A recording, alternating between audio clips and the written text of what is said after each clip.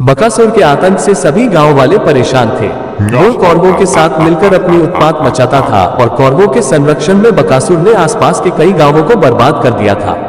वो दिन प्रतिदिन बढ़ते हुए अपनी शक्तियों को और भी प्रबल करने लगा था और कोई भी उस पर विजय पाने की हिम्मत नहीं करता था। गांव वालों ने कई बार बकासुर से बचने की कोशिश की, लेकिन वह हमेशा उनसे भारी पड़ता था। एक दिन पांडव जब अज्ञातवास में थे तो उनका सामना भी बकासुर से हुआ। पांडवों ने सुना था कि बकासुर आसपास के क्षेत्रों में आतंक फैला रहा है और लोग उसकी क्रूरता से त्रस्त हैं।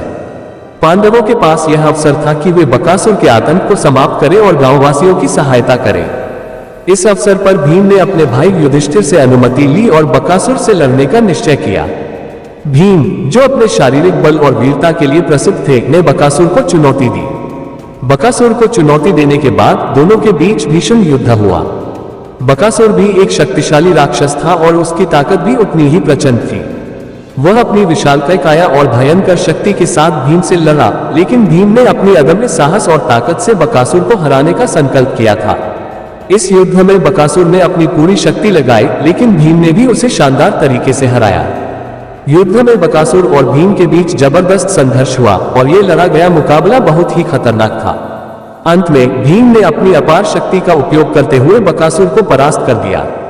वह अपनी भयंकर पंजों और दांतों से भीम पर हमला करता रहा, लेकिन भीम ने उसे अपनी शक्ति से दबोच लिया और उसकी गर्दन मरोड़ दी। भीम ने बकासुर को मारा और उसका वध कर दिया। इसके बाद भीम ने उस राक्षस की लाश को गांव में भेजा, जिससे गांव वाले उसकी मृत्यु की खबर सुनकर अत्यंत प्रसन्न हुए। गांव वालों ने भीम को महान वीर मानते हुए उनका स्वागत किया और उन्हें आशीर्वाद दिया।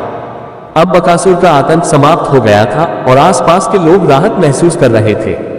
बकासुर के मरने के बाद पांडवों ने यह निर्णय लिया कि वे और अधिक राक्षसों का नाश करेंगे ताकि जनता को शांति मिले। भीम की वीरता और बल को देखकर पांडवों के बाकी भाई भी बहुत प्रसन्न हुए। भीम की इस वीरता से यह साबित हुआ कि केवल शारीरिक बल से ही नहीं, बल्कि सही समय पर सही निर्णय लेकर भी किसी भी समस्या का समाधान किया जा सकता है। बकासुर और भीम की कहानी न केवल एक वीरता की गाथा है, बल्कि यह हमें यह भी सिखाती है कि कभी भी किसी के आतंक से डरकर अपने कर्तव्यों से भागना नहीं चाहिए। भीम ने अपनी शक्ति का सही इस्तेमाल करके बकासुर जैसे शक्तिशाली राक्षस को पराजित किया और गांववासियों को बचाया। ये कहानी यह भी दर्शाती है कि अच्छाई और सच्चाई के मार्ग पर चलने वाले कभी भी असफल नहीं होते। मुझे उम्मीद है कि आप लोगों को यह वीडियो अच्छा लगा होगा। अगर वीडियो अच्छे लगे तो मेरे चैनल को सब्सक्राइब करें और बेल आइकन दबाना ना भूलें। धन्यवाद।